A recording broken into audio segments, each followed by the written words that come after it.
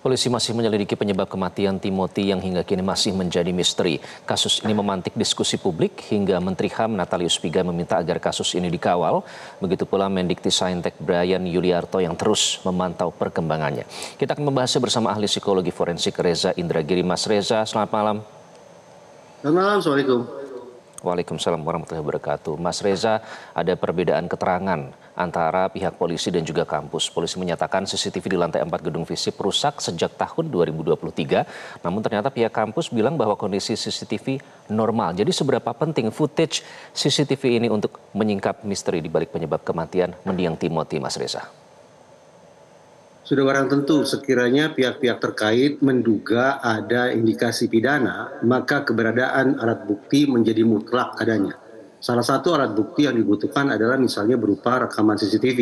Itu sebabnya sidang sengketa antara pihak kepolisian dengan pihak kampus tentang apakah CCTV tersedia atau tidak, merekam secara utuh atau tidak, itu perlu dijernihkan secepat-cepatnya. Karena sekali lagi, boleh jadi itu merupakan alat bukti kalau ini memang diduga meninggal akibat pidana.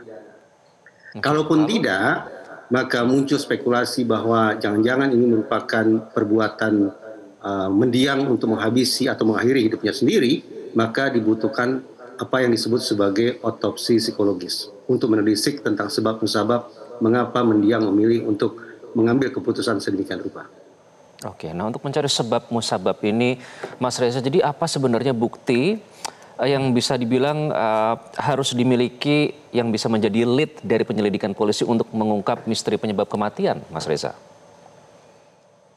Sesungguhnya kalau kita mencoba untuk menganalisis peristiwa pidana secara komprehensif, maka dibutuhkan analisis 3 lapis, analisis 3 level, mulai dari faktor yang mendasar, faktor menengah atau faktor pengkondisian, dan faktor pemicu.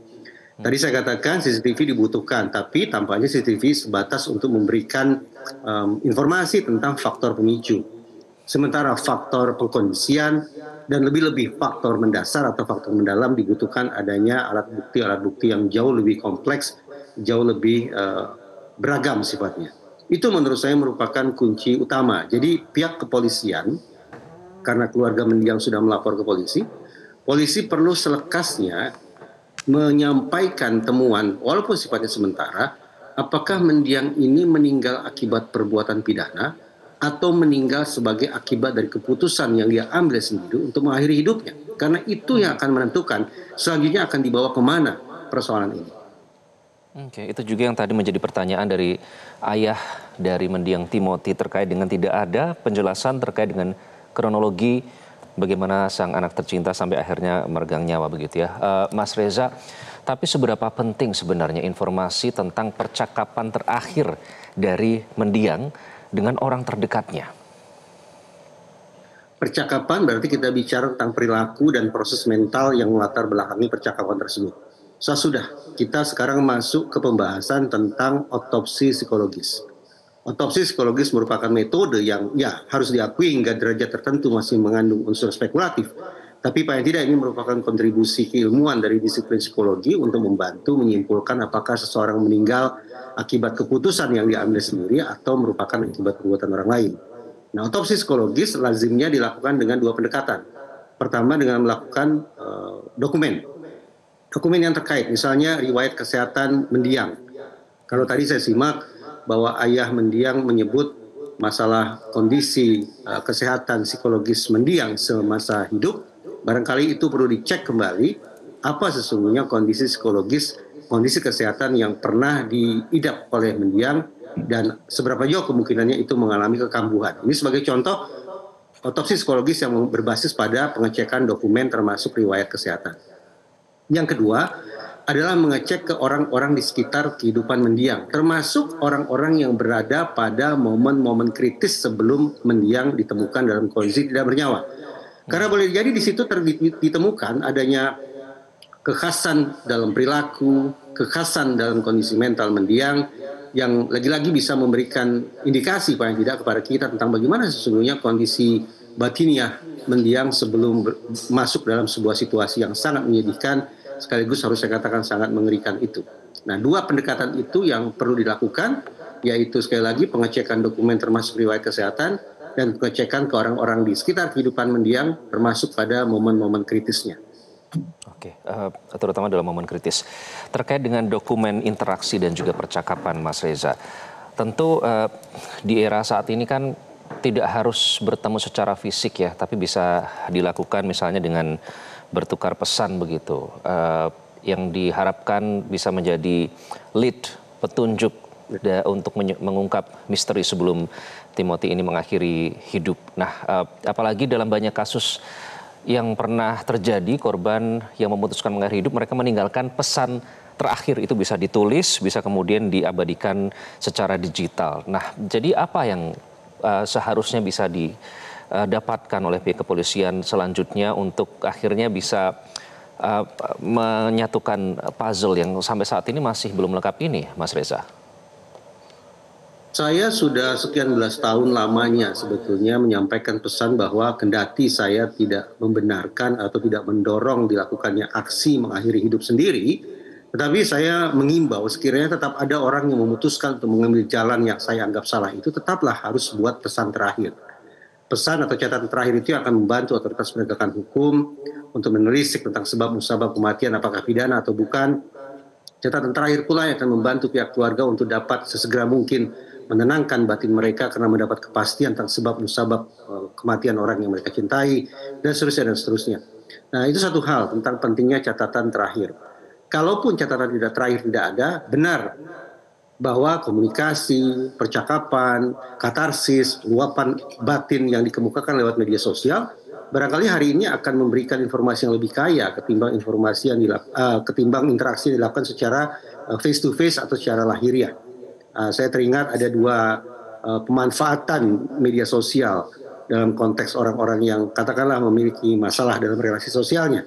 Pertama, bahwa media sosial berfungsi untuk complementary, interaksi di media sosial untuk melengkapi interaksi sosial yang dilakukan secara face to face atau secara lahiriah.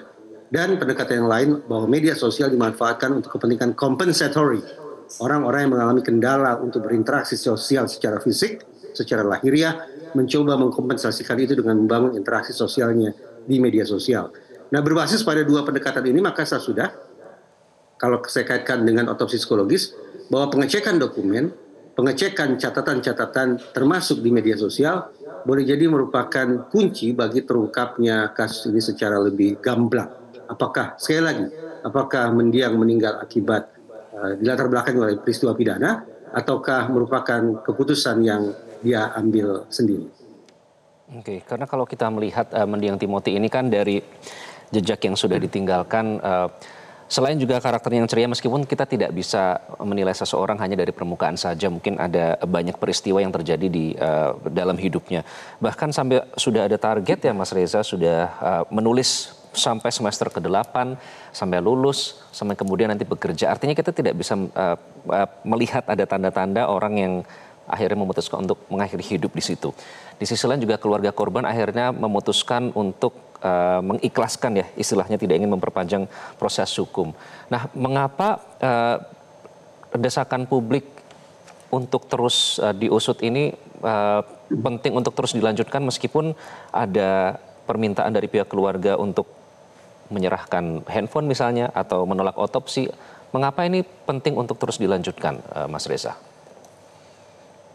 Karena apa boleh buat, masalah bullying, seandainya itu yang terjadi dalam kasus yang kita perbincangkan saat ini, masalah bullying adalah masalah yang sifatnya global.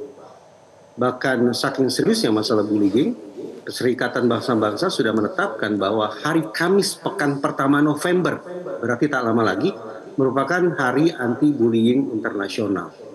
Ini menunjukkan kepada kita bahwa fenomena bullying adalah fenomena yang kompleks, yang rumit. Bagi saya pribadi, bukan sekali dua kali saya berhadapan untuk menangani kasus bullying, yaitu seseorang yang selama sekian lamanya menjadi korban bullying, akhirnya tidak lagi bisa bertahan pada posisi sebagai korban.